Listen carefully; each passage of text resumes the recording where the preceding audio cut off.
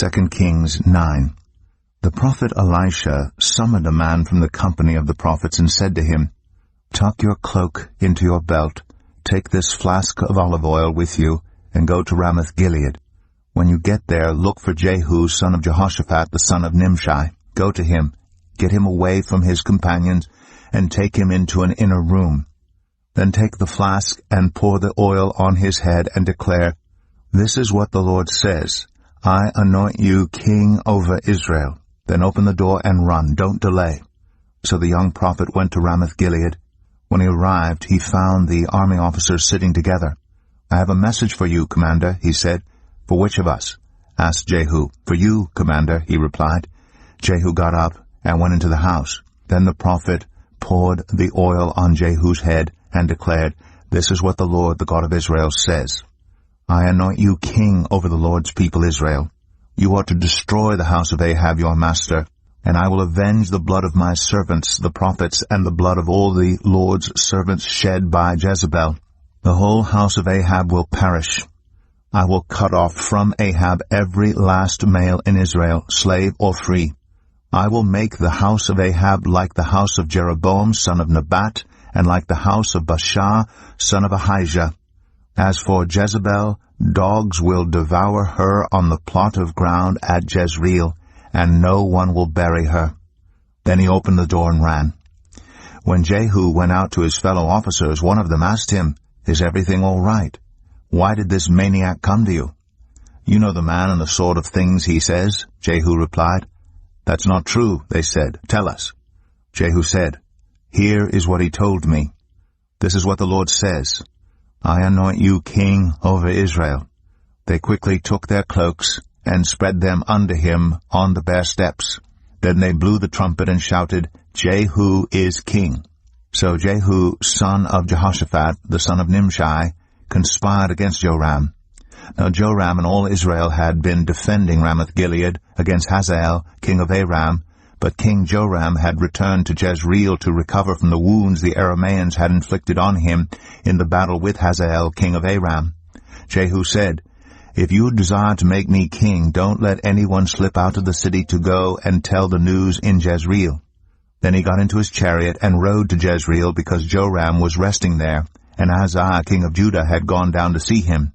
When the lookout standing on the tower in Jezreel saw Jehu's troops approaching, he called out, "I see some troops coming." "Get a horseman," Joram ordered. "Send him to meet them and ask, 'Do you come in peace?'" The horseman rode off to meet Jehu and said, "This is what the king says. Do you come in peace?" "What do you have to do with peace?" Jehu replied. "Fall in behind me." The lookout reported, "The messenger has reached them, but he isn't coming back." So the king sent out a second horseman. When he came to them, he said, "This is what the king says. Do you come in peace?" Jehu replied, "What do you have to do with peace? Fall in behind me." The lookout reported, "He has reached them, but he isn't coming back either.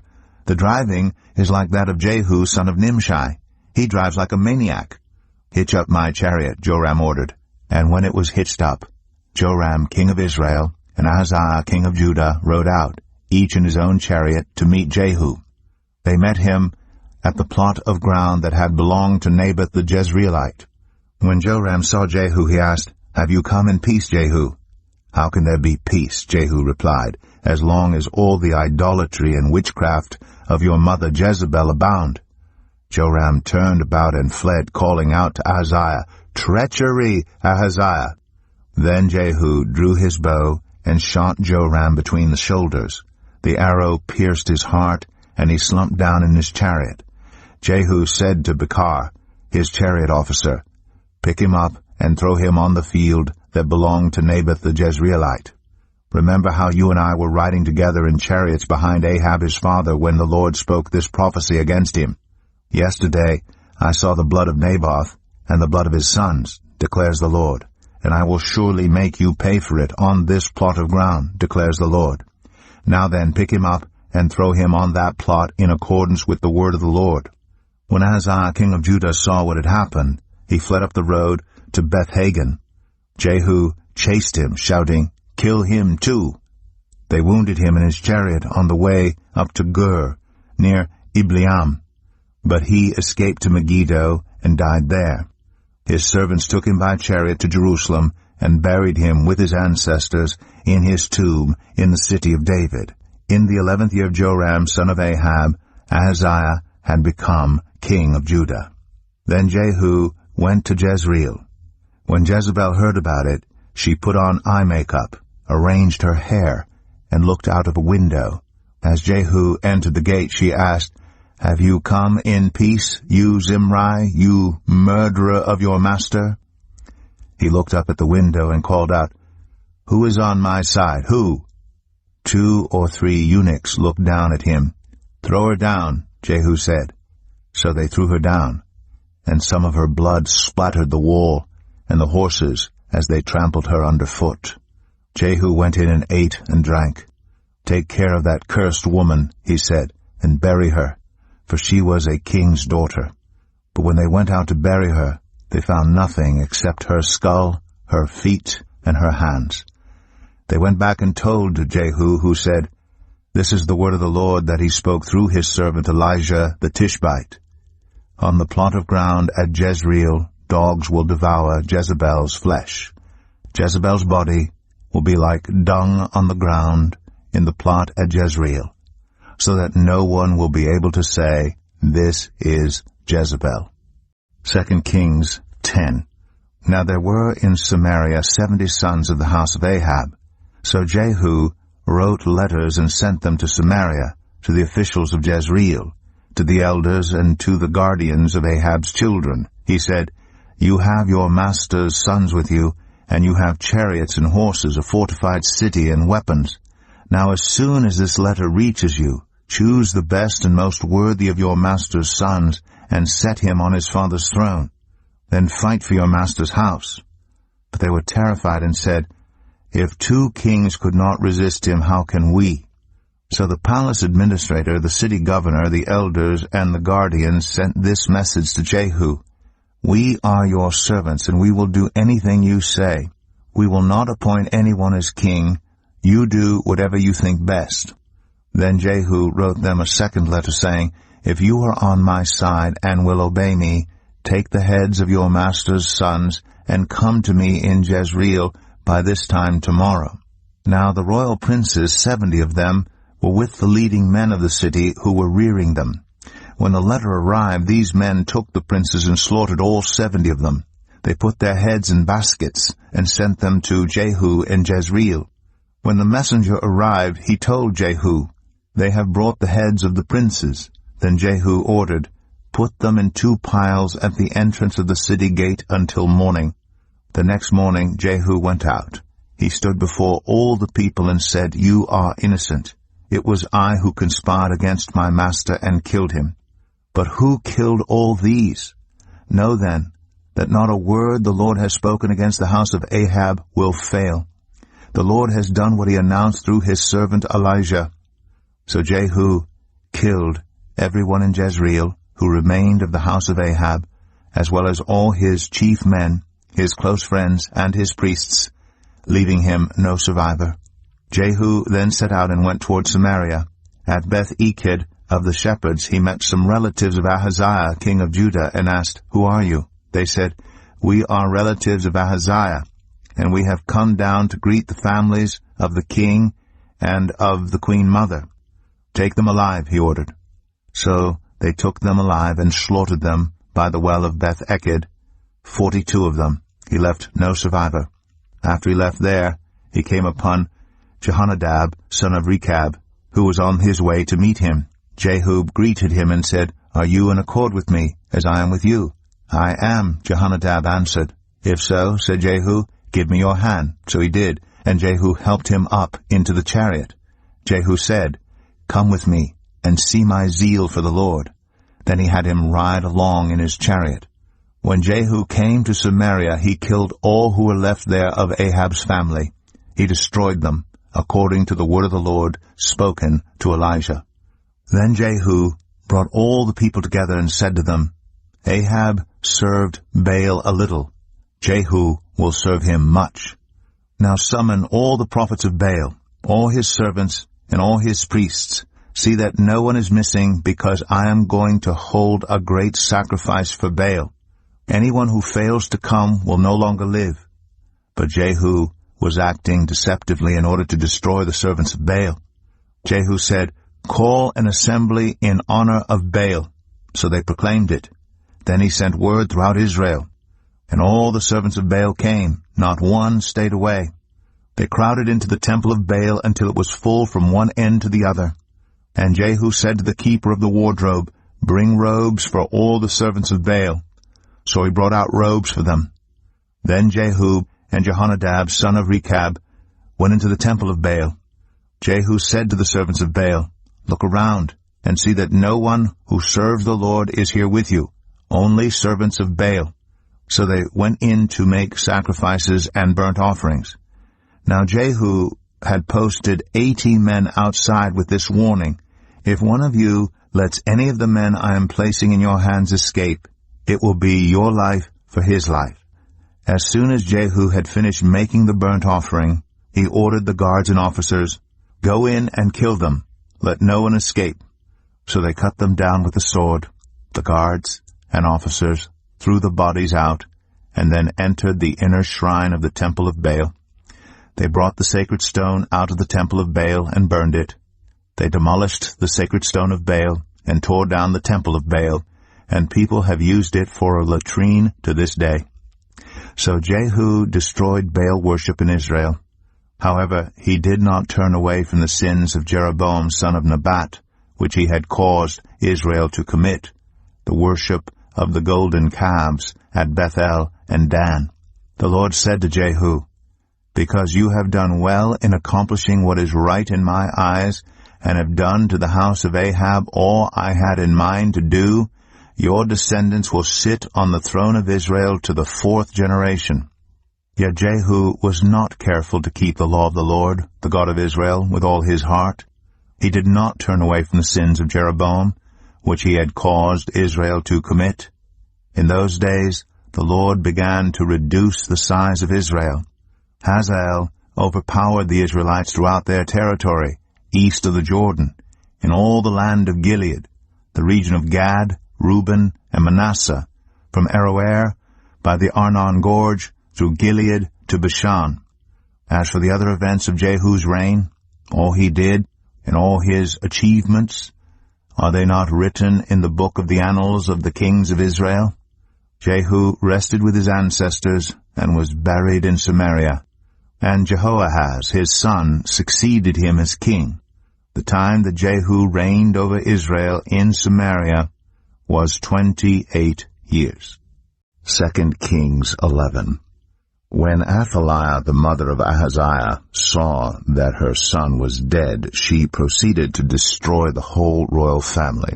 But Jehosheba, the daughter of King Jehoram, and sister of Ahaziah, took Joash, son of Ahaziah, and stole him away from among the royal princes, who were about to be murdered. She put him and his nurse in a bedroom to hide him from Athaliah, so he was not killed. He remained hidden with his nurse at the temple of the Lord for 6 years, while Athaliah ruled the land.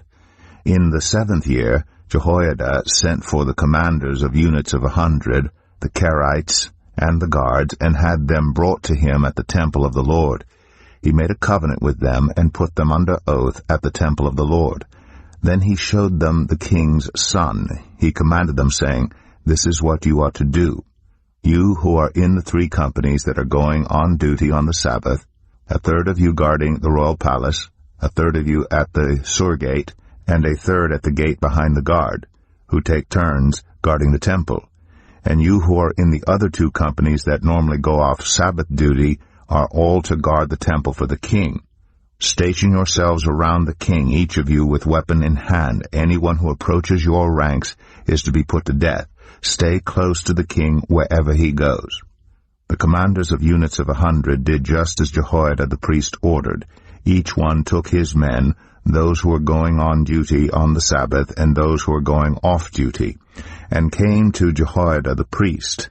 Then he gave the commanders the spears and shields that had belonged to King David and that were in the temple of the Lord.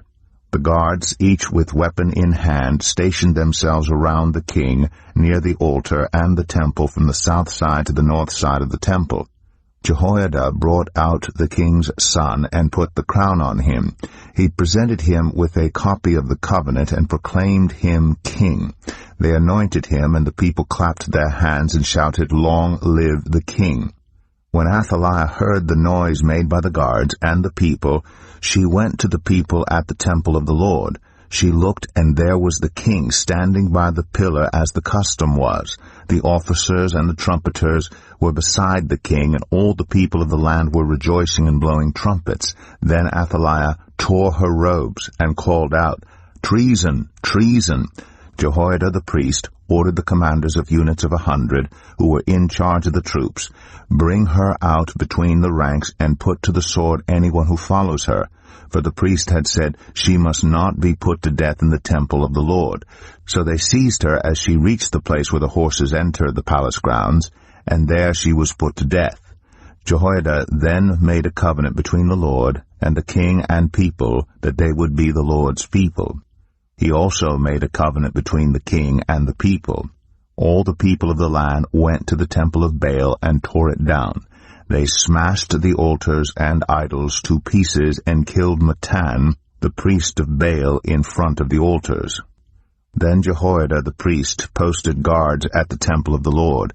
He took with him the commanders of hundreds, the Kerites, the guards, and all the people of the land, and together they brought the king down from the temple of the Lord and went into the palace, entering by way of the gate of the guards. The king then took his place on the royal throne. All the people of the land rejoiced, and the city was calm, because Athaliah had been slain with the sword at the palace. Joash was 7 years old when he began to reign. When Athaliah, the mother of Ahaziah, saw that her son was dead, she proceeded to destroy the whole royal family of the house of Judah. But Jehosheba, the daughter of King Jehoram, took Joash, son of Ahaziah, and stole him away from among the royal princes who were about to be murdered, and put him and his nurse in a bedroom. Because Jehosheba, the daughter of King Jehoram and wife of the priest Jehoiada, was Ahaziah's sister, she hid the child from Athaliah so she could not kill him. He remained hidden with them at the temple of God for 6 years, while Athaliah ruled the land. 2 Chronicles 23. In the 7th year, Jehoiada showed his strength. He made a covenant with the commanders of units of 100, Azariah, son of Jeroham, Ishmael, son of Jehohanan, Azariah, son of Obed, Maaseiah, son of Adaiah, and Elishaphat, son of Zichri. They went throughout Judah and gathered the Levites and the heads of Israelite families from all the towns. When they came to Jerusalem, the whole assembly made a covenant with the king at the temple of God. Jehoiada said to them, "The king's son shall reign, as the Lord promised concerning the descendants of David. Now this is what you are to do. A third of you priests and Levites who are going on duty on the Sabbath are to keep watch at the doors, a third of you at the royal palace, and a third at the foundation gate, and all the others are to be in the courtyards of the temple of the Lord. No one is to enter the temple of the Lord except the priests and Levites on duty. They may enter because they are consecrated, but all the others are to observe the Lord's command not to enter. The Levites are to station themselves around the king, each with weapon in hand. Anyone who enters the temple is to be put to death. Stay close to the king wherever he goes." The Levites and all the men of Judah did just as Jehoiada the priest ordered. Each one took his men, those who were going on duty on the Sabbath and those who were going off duty, for Jehoiada the priest had not released any of the divisions. Then he gave the commanders of units of 100 the spears and the large and small shields that had belonged to King David and that were in the temple of God. He stationed all the men, each with his weapon in his hand, around the king, near the altar and the temple, from the south side to the north side of the temple. Jehoiada and his sons brought out the king's son and put the crown on him. They presented him with a copy of the covenant, and proclaimed him king. They anointed him and shouted, "Long live the king!" When Athaliah heard the noise of the people running and cheering the king, she went to them at the temple of the Lord. She looked, and there was the king standing by his pillar at the entrance. The officers and the trumpeters were beside the king, and all the people of the land were rejoicing and blowing trumpets, and musicians with their instruments were leading the praises. Then Athaliah tore her robes and shouted, "Treason! Treason!" Jehoiada the priest sent out the commanders of units of 100 who were in charge of the troops, and said to them, "Bring her out between the ranks and put to the sword anyone who follows her." For the priest had said, "Do not put her to death at the temple of the Lord." So they seized her as she reached the entrance of the horse gate on the palace grounds, and there they put her to death. Jehoiada then made a covenant that he, the people, and the king would be the Lord's people. All the people went to the temple of Baal and tore it down. They smashed the altars and idols and killed Matan, the priest of Baal, in front of the altars. Then Jehoiada placed the oversight of the temple of the Lord in the hands of the Levitical priests, to whom David had made assignments in the temple, to present the burnt offerings of the Lord as written in the law of Moses, with rejoicing and singing as David had ordered. He also stationed gatekeepers at the gates of the Lord's temple, so that no one who was in any way unclean might enter. He took with him the commanders of hundreds, the nobles, the rulers of the people, and all the people of the land, and brought the king down from the temple of the Lord. They went into the palace through the upper gate, and seated the king on the royal throne. All the people of the land rejoiced, and the city was calm, because Athaliah had been slain with the sword.